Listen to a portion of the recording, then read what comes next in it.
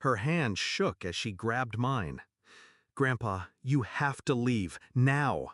There was no tremble in her voice, just fear wrapped tight in urgency. I glanced around the room, clinking glasses, hollow laughter, my son laughing too loud in the center of it all. 45 and beaming, a king in a stolen kingdom. "Why?" I asked. She looked over her shoulder toward the hallway, then back at me. "Please," she whispered, "just go." So I left. I didn't ask again. I trusted her, and that decision saved my life. I raised that boy with calloused hands and bleeding knuckles, built a logistics empire from the back of a rusted truck. His mother, God rest her, died before he turned 7.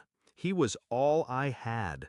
I gave him everything, the company, my legacy, even my name. But I failed to see what I was raising. He was 28 when he met her.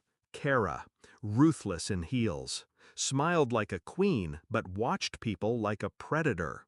She leaned into him early, whispered ideas of independence, told him I was holding him back. Within a year, my son asked me to step down. Said I was too old to adapt, that it was time for new blood. It wasn't a request. The board, half of them his friends now, voted me out.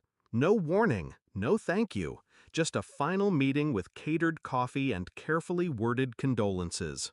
I didn't scream, didn't fight, didn't beg. I smiled, shook hands, and walked out of the building I had built brick by brick. Let them think they won.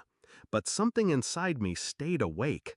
I knew my son, and I knew ambition without restraint is a slow poison. So I kept one eye open. I retained one person, Elsa, my old accountant, quiet, loyal, invisible. I paid her well to keep tabs, to watch the money. And for a while, there was nothing, until 6 months ago. A vendor invoice came in under a name I recognized, a shell company I dissolved years ago. Only it was active again, and it was bleeding funds from the core accounts. Elsa dug deeper, layer after layer of fake contracts, mirrored payments, kickbacks traced back to a Cayman account. Guess whose names were on the offshore signatures? Kara's. And my son's. They weren't just stealing, they were laundering from the company I built. The irony?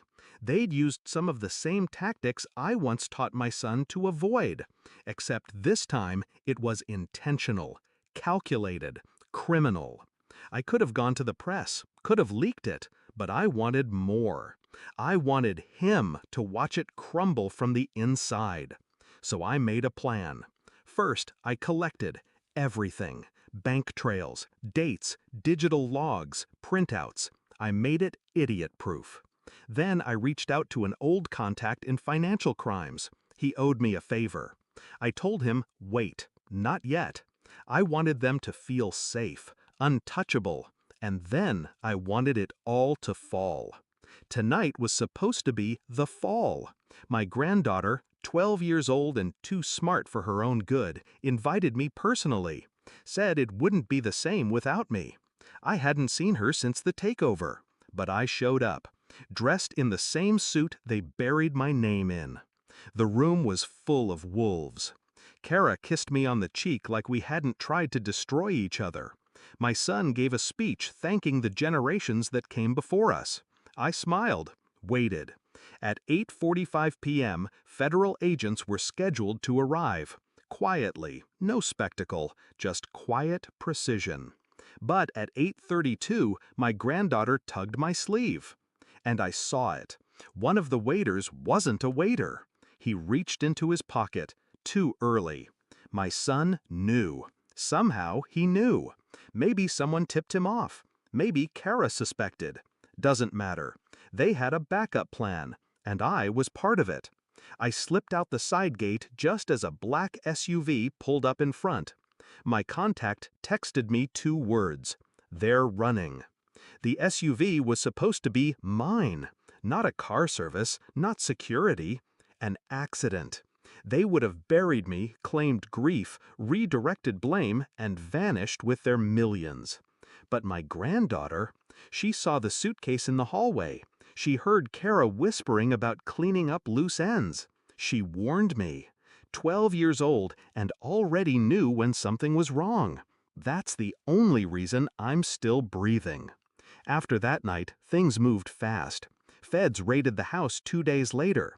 My son and Kara were already in Panama. Didn't matter. I had filed everything 2 weeks before. Freezing orders, international warrants, asset seizures. Their accounts are locked, their passports flagged. The world got very small, very fast. Kara was caught at a private airstrip in Lisbon. My son, he made it to Istanbul.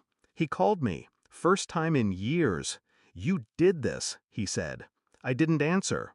There was a long pause. "You were supposed to be my father." I finally spoke. I was. Click.